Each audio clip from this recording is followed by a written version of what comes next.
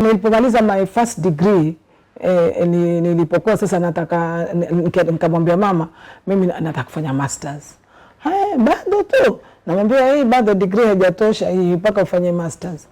Nikafanya masters. Ushaona? Nilipomaliza masters na sasa nikirudi namwambia mama sasa kuna kitu kinaitwa PhD. Sasa ndio mamangu akaniambia basi sasa mwanangu acha tukueleze. Utaifanya hiyo PhD lakini mwanzo hebu ulewa sasa. Ushaona? Afadhali mwanzo ulewe kisha alafu utaendelea na hiyo PhD. Ushaona? Kaka nikafikiri nikasema pia manake kama mama wajua pia akaniambia wewe kama mwanamke pia utakuwa na muda wa fulani kisha utakuwa huwezi kuzaa tena. So lazima pia ufikirie habari ya kuwa lazima na wewe ulewe. Ushaona? Na mimi kama mzazi nitafurahi na nini. Sasa unajua yule mzazi akiwa na mamangu alikuwa kama my friend. Ushaona? So ndo nikaolewa.